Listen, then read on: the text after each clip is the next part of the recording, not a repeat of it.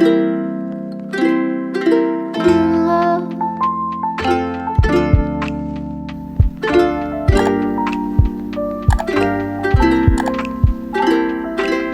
memansuhkan kuasa pemerintahan British dan mewujudkan satu perlembagaan baru bagi Melaya yang dari hari ini akan kekal menjadi sebuah negara demokrasi yang merdeka dan yang berdaulat serta berdasarkan kepada kebebasan dan keadilan dan mengekalkan keamanan di antara segala bangsa.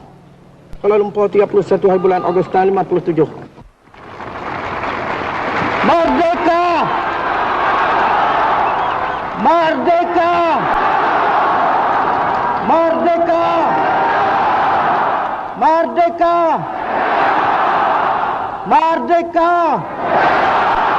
Merdeka! Merdeka!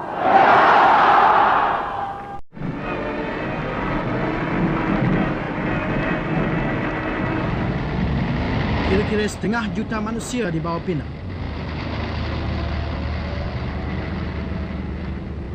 Mereka dibawa pindah dengan kereta, di mana yang boleh dengan kereta api.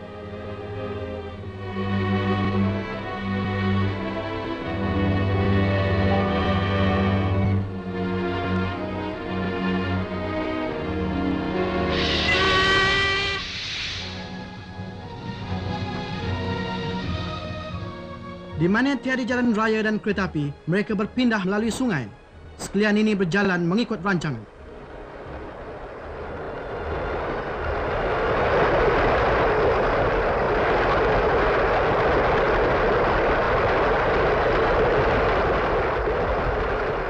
Keluarga-keluarga diberi sagu hati dan segala bantuan untuk hidup di tempat baru. Di sini mereka dapat bercucuk tanam dengan aman. Tiadalah mereka takut lagi bahawa hasil titik peluhnya dirampas penganas yang buas itu. Gerakan ini adalah satu pukulan hebat terhadap musuh kita. Terputus hubungan dari rakyat. Masalah yang dihadapinya sekarang ialah makanan.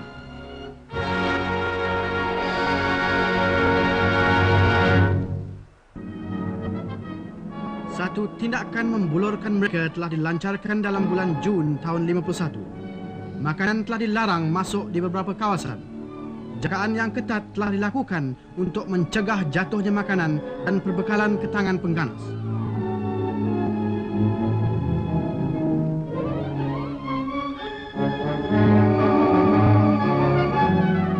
Kampung, pekan, kampung-kampung baru dan rumah-rumah buruh menjadi tempat simpan makanan yang terkawal. Tiada sedikit pun diberi peluang makanan sampai ke tangan komunis.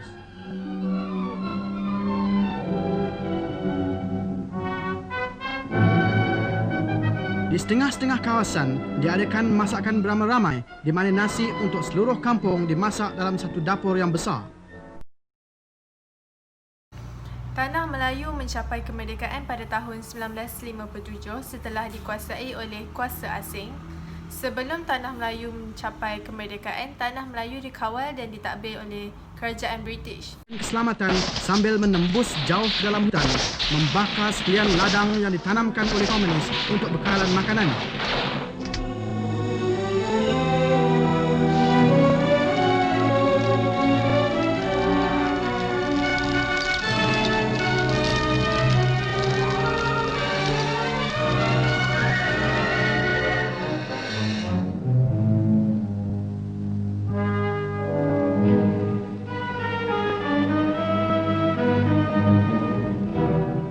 Tempat-tempat simpanan perbekalan mereka digeledah.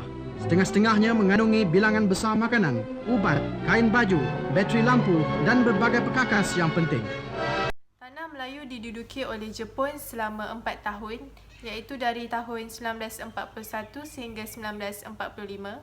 Sebelum Tanah Melayu mencapai kemerdekaan, Tanah Melayu diisytiharkan darurat selama 10 tahun disebabkan oleh ancaman Parti Komunis. Pada tahun 1951, wujudnya sistem ahli. Sistem ini sangat penting dalam mewujudkan perpaduan.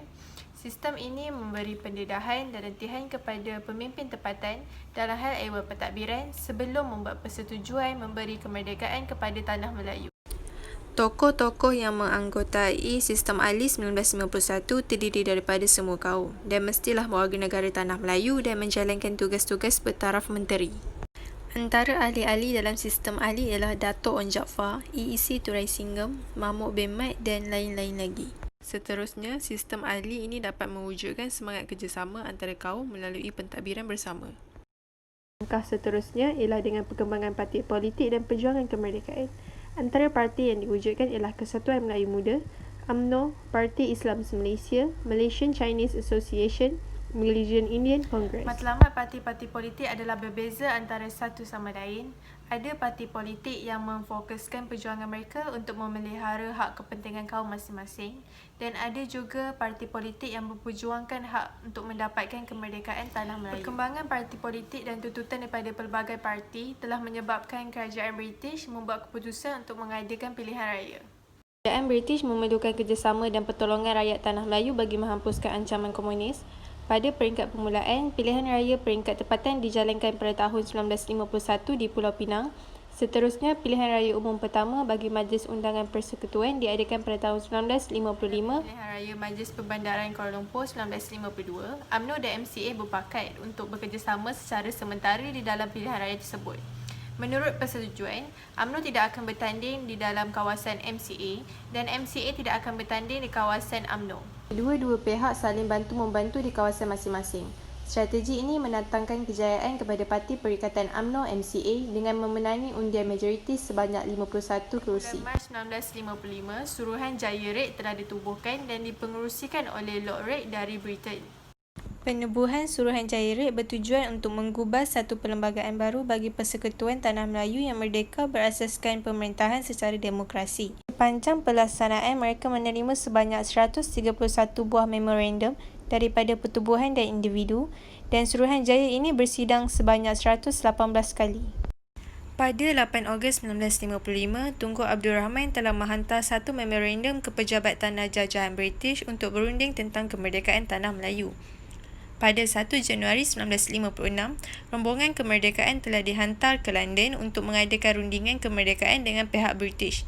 Rombongan ini diketuai oleh Tunku Abdul Rahman dan terdiri daripada wakil Raja-Raja Melayu dan beberapa ahli perikatan. Hasil perundingan, kemerdekaan penuh dalam masa 18 bulan lagi, iaitu dalam matlamat tarikh Tengku. Kemerdekaan Tanah Melayu berjaya dicapai melalui rundingan dan kemerdekaan ini dicapai secara aman. Merdeka!